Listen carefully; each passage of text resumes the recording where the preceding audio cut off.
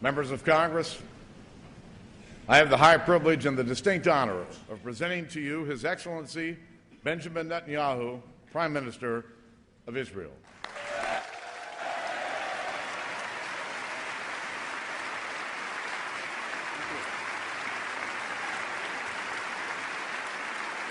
Thank you. Thank you.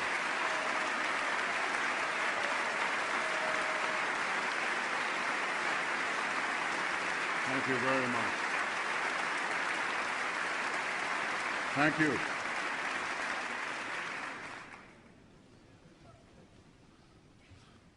Vice President Biden, Speaker Boehner, distinguished senators, members of the House, honored guests, I'm deeply moved by this warm welcome. And I'm deeply honored that you've given me the opportunity to address Congress a second time. Mr. Vice President, do you remember the time that we were the new kids in town?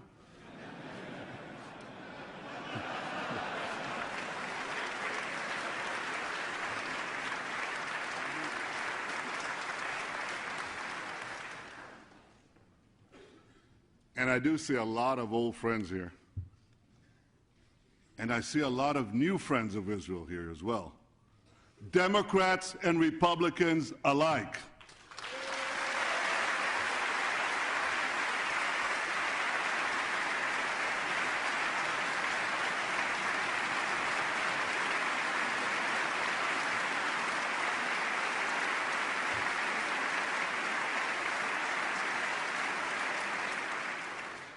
Israel has no better friend than America, and America has no better friend than Israel.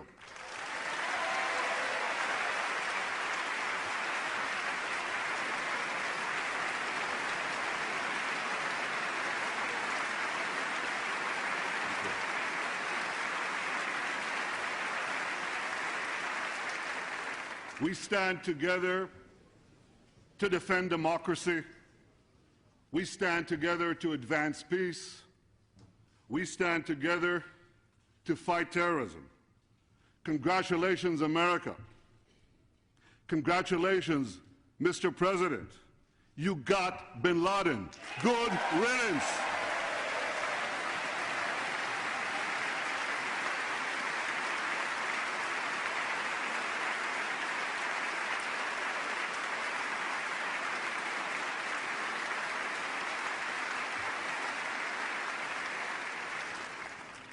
In an unstable Middle East, Israel is the one anchor of stability. In a region of shifting alliances, Israel is America's unwavering ally. Israel has always been pro-American. Israel will always be pro-American.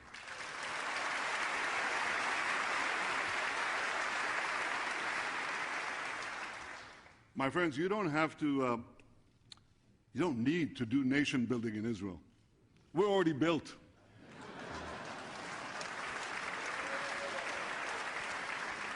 You don't need to export democracy to Israel. We've already got it. And you don't need to send American troops to Israel. We defend ourselves.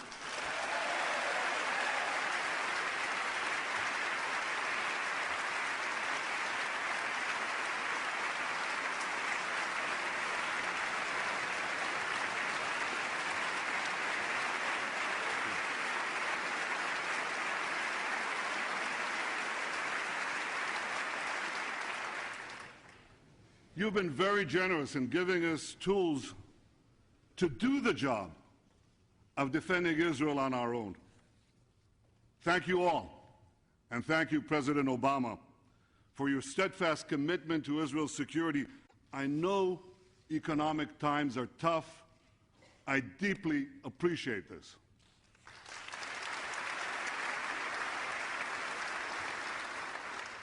Some of you have been telling me that your belief has been reaffirmed in recent months that support for Israel's security is a wise investment in our common future. For an epic battle is now underway in the Middle East between tyranny and freedom. A great convulsion is shaking the earth from the Khyber Pass to the Straits of Gibraltar. The tremors have shattered states. They've toppled governments. And we can all see that the ground is still shifting. Now, this historic moment holds the promise of a new dawn of freedom and opportunity. There are millions of young people out there who are determined to change their future. We all look at them. They muster courage. They risk their lives. They demand dignity. They desire liberty. These extraordinary scenes in Tunis and Cairo evoke those of Berlin and Prague in 1989. Yet, as we share their hopes,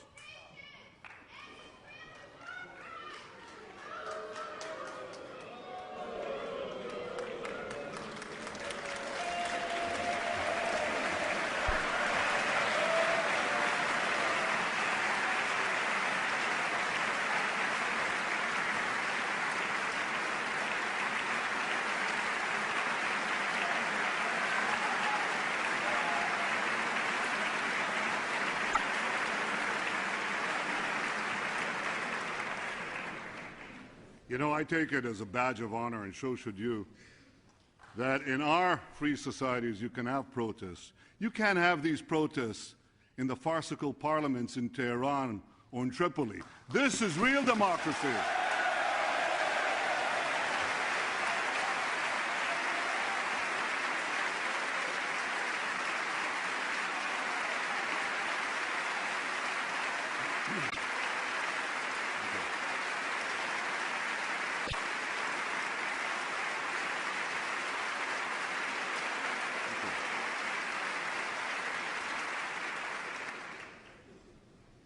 So as we share the hopes of these young people throughout the Middle East and Iran, that they'll be able to do what that young woman just did. I think she's young, I couldn't see quite that far. We must also remember that those hopes could be snuffed out, as they were in Tehran in 1979. You remember what happened then. The brief democratic spring in Tehran was cut short by a ferocious and unforgiving tyranny. And it's this same tyranny that smothered Lebanon's democratic Cedar Revolution and inflicted on that long-suffering country the medieval rule of Hezbollah. So today, the Middle East stands at a fateful crossroads. And like all of you, I pray that the peoples of the region choose the path less traveled, the path of liberty.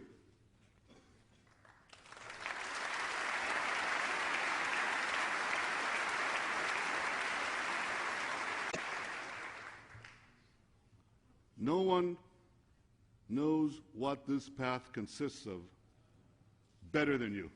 Nobody. This path of liberty is not paved by elections alone.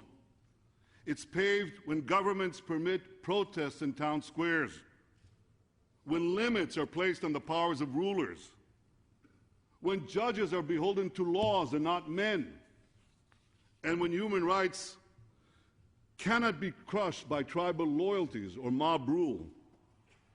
Israel has always embraced this path in a Middle East that has long rejected it. In a region where women are stoned, gays are hanged, Christians are persecuted, Israel stands out. It is different. And this was seen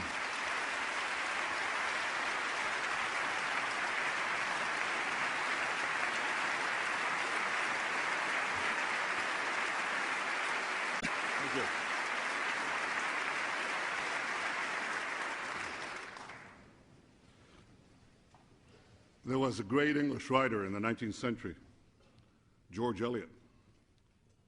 It's a she. That was a pseudonym in those days. George Eliot predicted over a century ago that once established, the Jewish state, here's what she said, the Jewish state will shine like a bright star of freedom amid the despotisms of the East. Well, she was right. We have a free press, independent courts, an open economy, rambunctious parliamentary debates. Now, don't laugh. You see, you think you're tough on one another here in Congress? Come spend a day in the Knesset. Be my guest.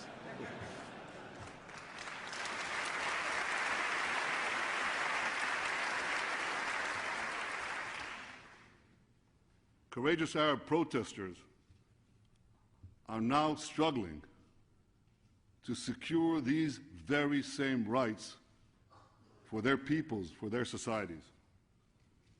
We're proud in Israel that over 1 million Arab citizens of Israel have been enjoying these rights for decades.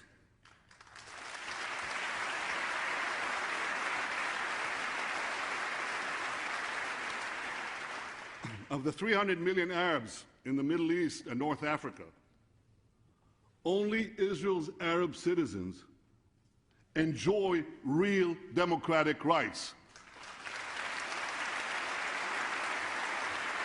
Now, I want you to stop for a second and think about that. Of those 300 million Arabs, less than 0.5% are truly free, and they're all citizens of Israel.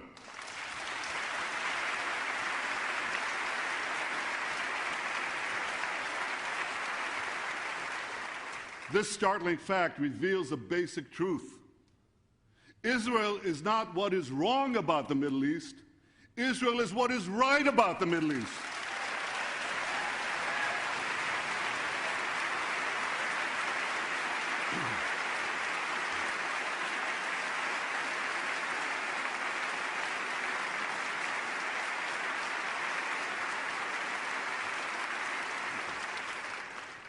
Israel fully supports the desire of Arab peoples in our region to live freely. We long for the day when Israel will be one of many real democracies in the Middle East. 15 years ago, I stood at this very podium. By the way, it hasn't changed. I stood here and I said that democracy must start to take root in the Arab world. Well, it's begun to take root. And this beginning holds the promise of a brilliant future of peace and prosperity. Because I believe that a Middle East that is genuinely democratic will be a Middle East truly at peace. But while we hope for the best, and while we work for the best, we must also recognize that powerful forces oppose this future. They oppose modernity. They oppose democracy. They oppose peace. Foremost among these forces is Iran. The tyranny in Tehran brutalizes its own people. It supports attacks against American troops in Afghanistan and in Iraq. It subjugates Lebanon and Gaza. It sponsors terror worldwide. When I last stood here, I spoke of the consequences of Iran developing nuclear weapons. Now time is running out. The hinge of history may soon turn. For the greatest danger of all could soon be upon us. A militant Islamic regime armed with nuclear weapons. Militant Islam threatens the world. It threatens Islam. Now, I have no doubt, I'm absolutely convinced, that it will ultimately be defeated. I believe it will eventually succumb to the forces of freedom and progress. It depends on cloistering young minds for a given amount of years. And the process of opening up information will ultimately defeat this movement. But like other fanaticisms that were doomed to fail, militant Islam could exact an horrific price from all of us before its eventual demise. A nuclear-armed Iran would ignite a nuclear arms race in the Middle East. It would give terrorists a nuclear umbrella. It would make the nightmare of nuclear terrorism a clear and present danger throughout the world. I want you to understand what this means, because if we don't stop it, it's coming. They could put a bomb anywhere. They could put it in a missile. They're working on missiles that could reach this city. They could put it on a ship inside a container, could reach every port. They could eventually put it in a suitcase or in a subway. Now, the threat to my country cannot be overstated. Those who dismiss it are sticking their heads in the sand. Less than 7 decades after 6 million Jews were murdered, Iran's leaders deny the Holocaust of the Jewish people while calling for the annihilation of the Jewish state. Leaders who spew such venom should be banned from every respectable forum on the planet.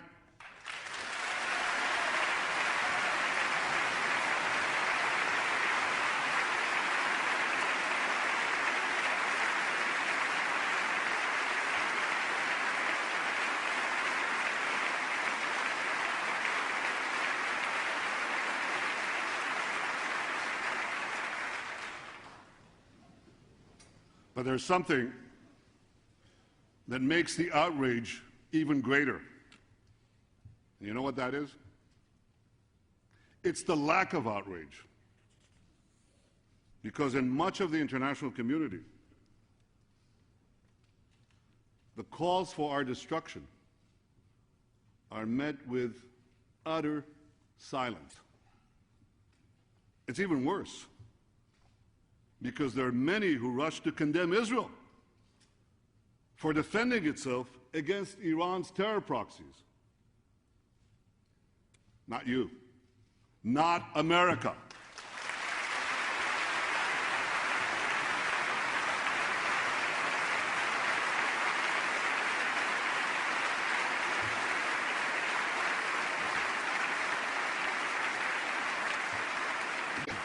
You've acted differently. You've condemned the Iranian regime for its genocidal aims. You've passed tough sanctions against Iran. History will salute you, America.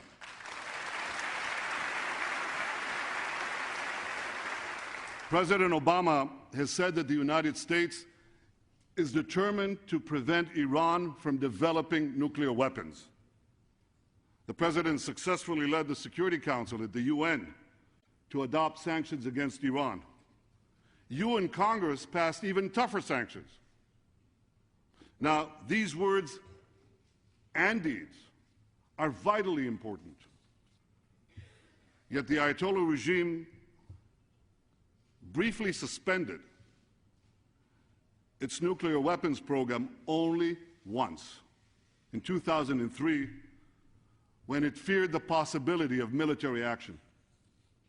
And that same year, Muammar Gaddafi gave up his nuclear weapons program, and for the same reason. The more Iran believes that all options are on the table, the less the chance of confrontation.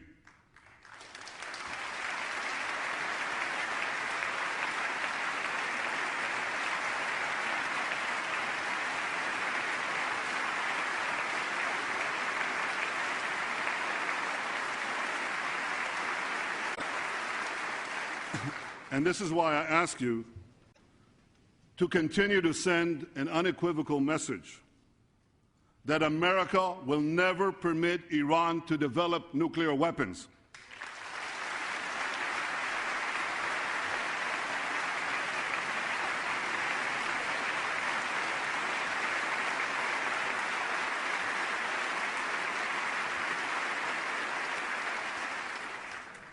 Now, as for Israel, if history has taught the Jewish people anything, it is that we must take calls for our destruction seriously. We are a nation that rose from the ashes of the Holocaust. When we say never again, we mean never again.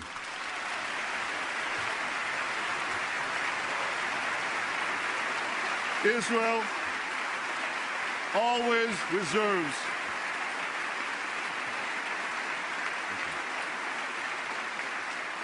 Israel always reserves the right to defend itself.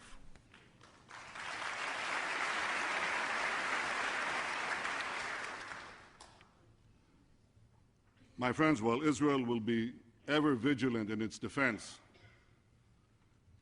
we'll never give up our quest for peace. I guess we'll give it up when we achieve it, because we want peace, because we need peace.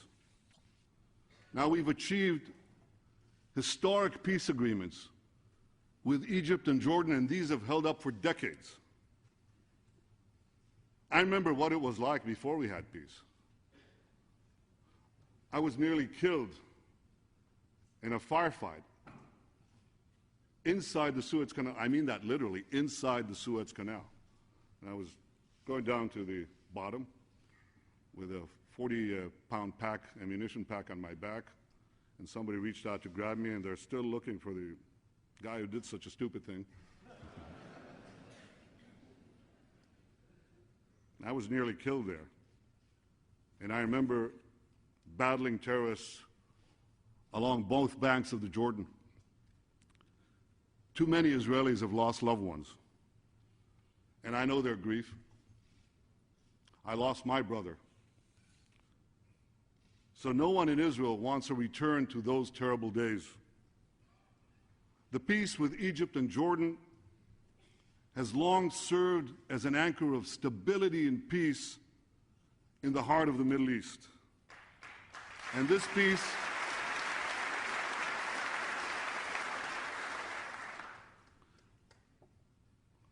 should be bolstered by economic and political support to all those who remain committed to peace.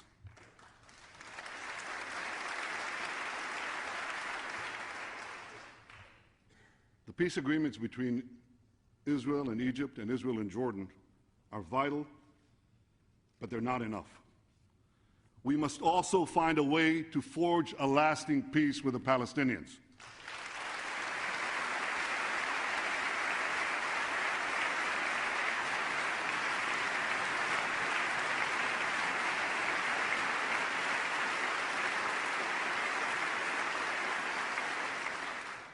Two years ago, I publicly committed to a solution of two states for two peoples, a Palestinian state alongside a Jewish state.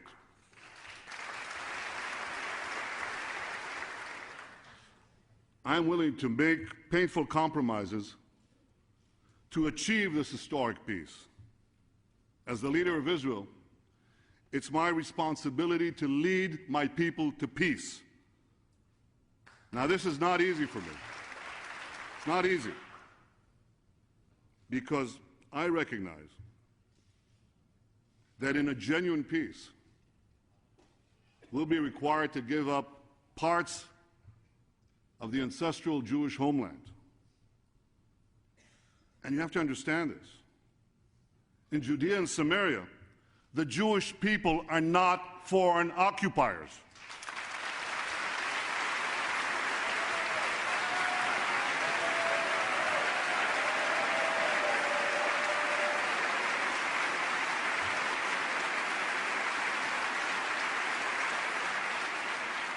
We're not the British in India. We're not the Belgians in the Congo. This is the land of our forefathers, the land of Israel, to which Abraham brought the idea of one God, where David set out to confront Goliath, and where Isaiah saw a vision of eternal peace. No distortion of history. And boy, am I reading a lot of distortions of history lately, old and new. No distortion of history could deny the 4,000-year-old bond between the Jewish people and the Jewish land.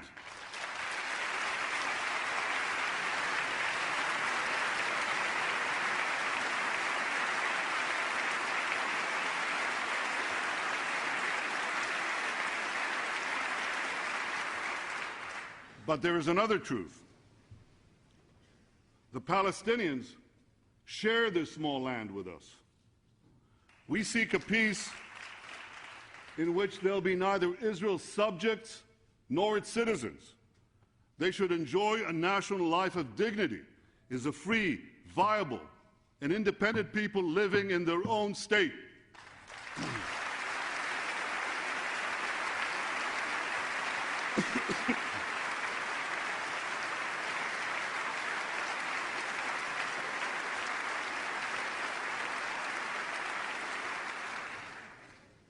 They should enjoy a prosperous economy where their creativity and initiative can flourish. Now, we've already seen the beginnings of what is possible. In the last 2 years, the Palestinians have begun to build a better life for themselves. By the way, Prime Minister Fayyad has led this effort on their part, and I wish him a speedy recovery from his recent operation.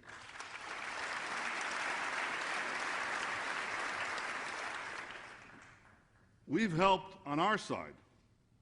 We've helped the Palestinian economic growth by removing hundreds of barriers and roadblocks to the free flow of goods and people.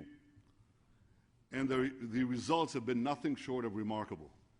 The Palestinian economy is booming. It's growing by more than 10% a year. And Palestinian cities, they look very different today than what they looked just a few years ago. They have shopping malls, movie theaters, restaurants, banks. They even have e-businesses, but you can't see that when you visit them.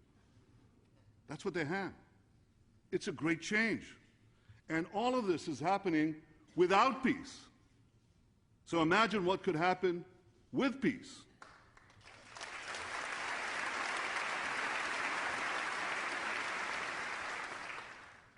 Peace would herald a new day for both our peoples, and it could also make the dream of a broader Arab-Israeli peace a realistic possibility. So now here's the question. You've got to ask it. If the benefits of peace with the Palestinians are so clear,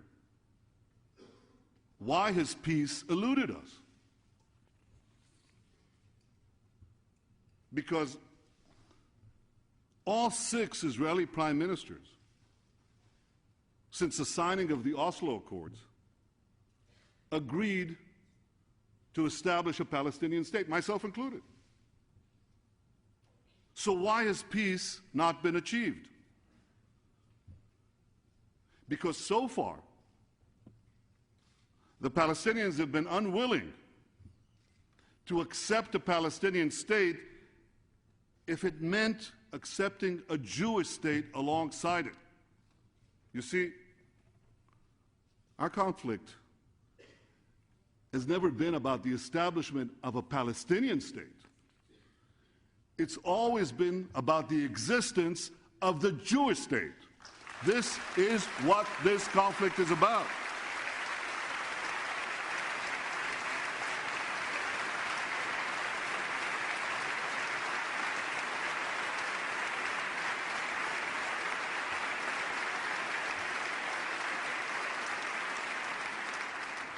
In 1947, the UN voted to partition the land into a Jewish state and an Arab state.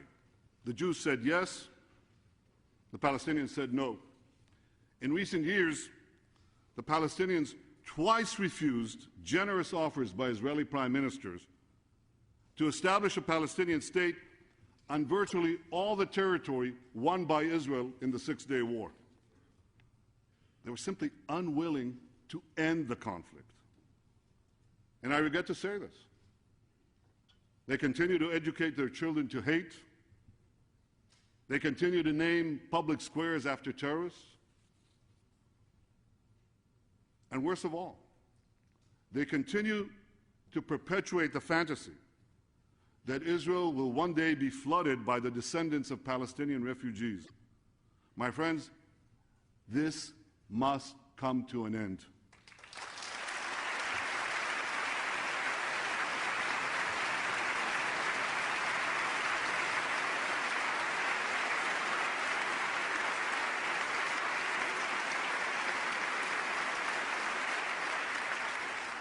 President Abbas must do what I have done. I stood before my people, and I told you it wasn't easy for me. I stood before my people and I said, I will accept a Palestinian state. It's time for President Abbas to stand before his people and say, I will accept a Jewish state.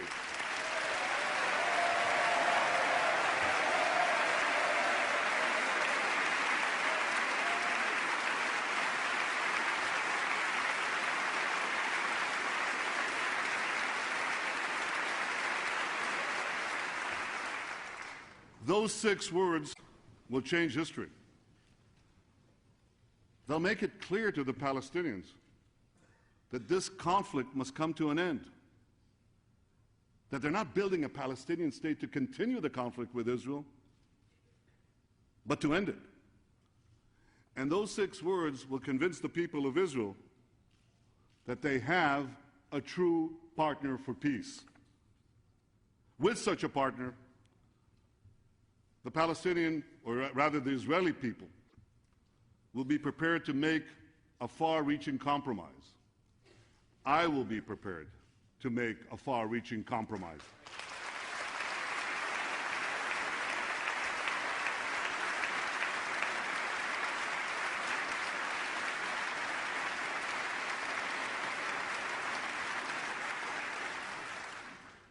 This compromise must reflect the dramatic demographic changes that have occurred since 1967. The vast majority of the 650,000 Israelis who live beyond the 1967 lines reside in neighborhoods and suburbs of Jerusalem and Greater Tel Aviv. Now, these areas are densely populated, but they're geographically quite small. And under any realistic peace agreement, these areas, as well as other places of critical strategic and national importance, will be incorporated into the final borders of Israel.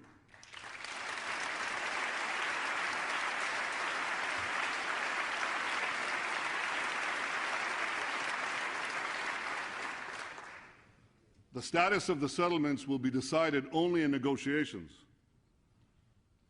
But we must also be honest. So I'm saying today something that should be said publicly by all those who are serious about peace. In any real peace agreement, in any peace agreement that ends the conflict, some settlements will end up beyond Israel's borders. Now, the precise delineation of those borders must be negotiated. We'll be generous about the size of the future Palestinian state. But as President Obama said, the border will be different than the one that existed on June 4th, 1967. Israel will not return to the indefensible boundaries of 1967.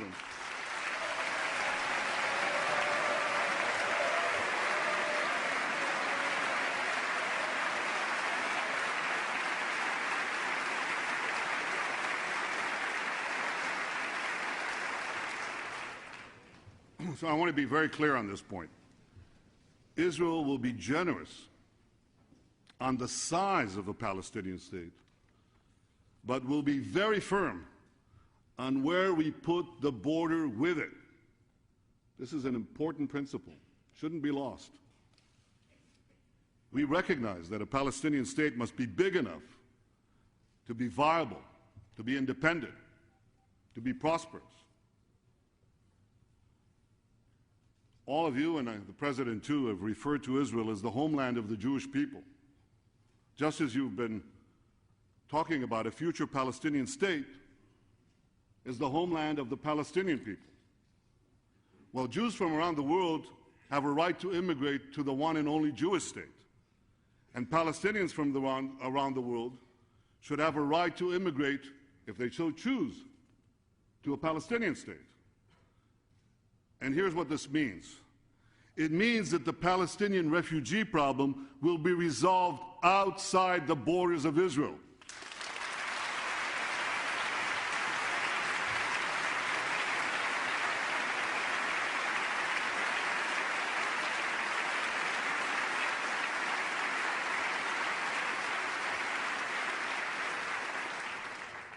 You know, everybody knows this. It's time to say it. It's important. And as for Jerusalem, only a democratic Israel has protected the freedom of worship for all faiths in the city.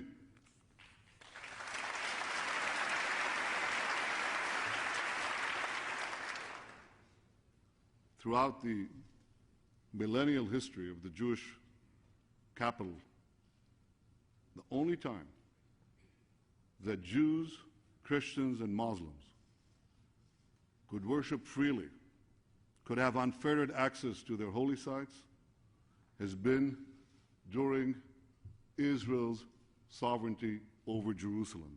Jerusalem must never again be divided. Jerusalem must remain the united capital of Israel.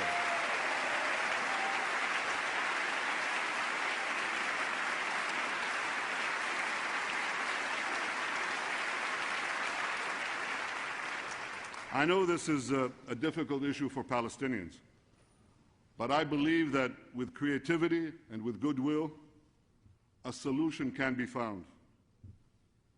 So this is the peace I plan to forge with a Palestinian partner committed to peace.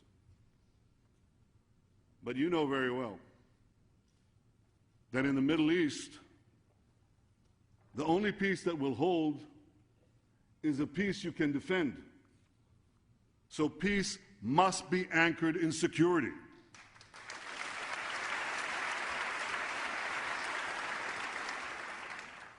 In recent years, Israel withdrew from South Lebanon and from Gaza. We thought we'd get peace. That's not what we got. We got 12,000 rockets fired from those areas on our cities, on our children, by Hezbollah and Hamas. The UN peacekeepers in Lebanon, they failed to prevent the smuggling of this weaponry. The European observers in Gaza, they evaporated overnight. So if Israel simply walked out of the territories, the flow of weapons into a future Palestinian state would be unchecked, and missiles fired from it could reach virtually every home in Israel in less than a minute. I want you to think about that too. Imagine there's a siren going on now, and we have less than 60 seconds to find shelter from an incoming rocket. Would you live that way? You think anybody can live that way? Well, we're not going to live that way either.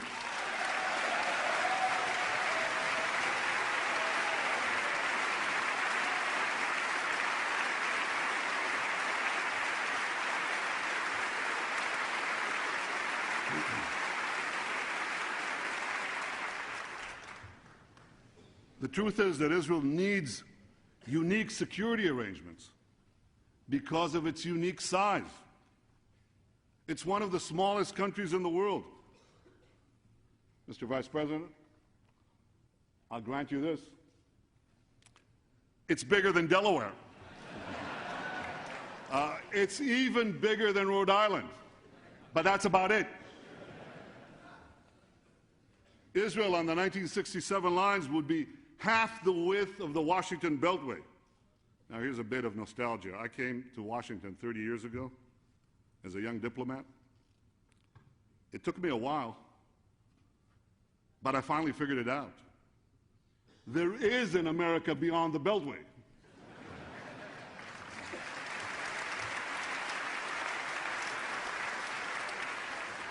But Israel on the 1967 lines would be only 9 miles wide. So much for strategic depth. So it's therefore vital, absolutely vital, that a Palestinian state be fully demilitarized. And it's vital, absolutely vital, that Israel maintain a long-term military presence along the Jordan River.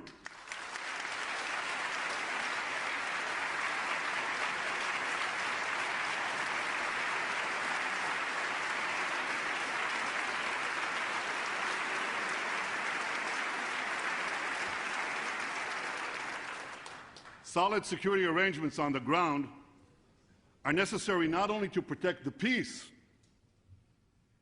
they're necessary to protect Israel in case the peace unravels. Because in our unstable region, no one can guarantee that our peace partners today will be there tomorrow. And my friends, when I say tomorrow, I don't mean some distant time in the future. I mean tomorrow.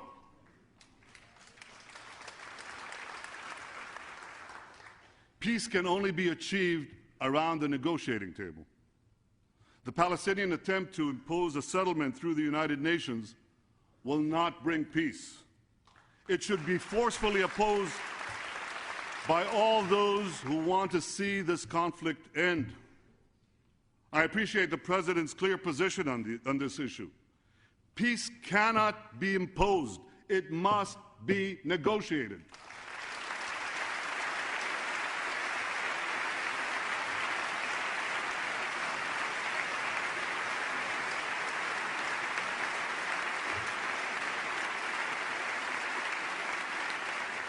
But peace can only be negotiated with partners committed to peace. And Hamas is not a partner for peace. Hamas remains committed to Israel's destruction and to terrorism. They have a charter. That charter not only calls for the obliteration of Israel, it says, kill the Jews everywhere you find them. Hamas's leader condemned the killing of Osama bin Laden and praised him as a holy warrior. Now again, I want to make this clear. Israel is prepared to sit down today and negotiate peace with the Palestinian Authority. I believe we can fashion a brilliant future for our children. But Israel will not negotiate with a Palestinian government backed by the Palestinian version of Al-Qaeda. That we will not do.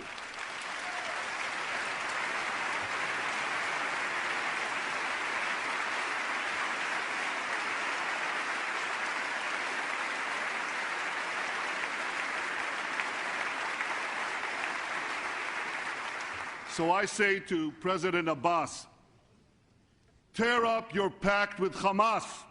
Sit down and negotiate. Make peace with a Jewish state.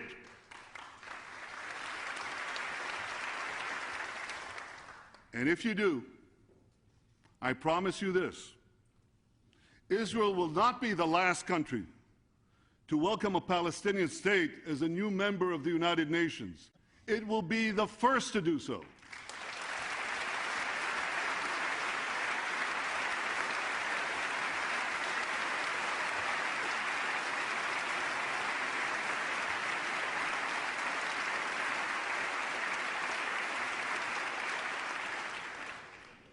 My friends, the momentous trials of the last century and the unfolding events of this century attest to the decisive role of the United States in defending peace and advancing freedom.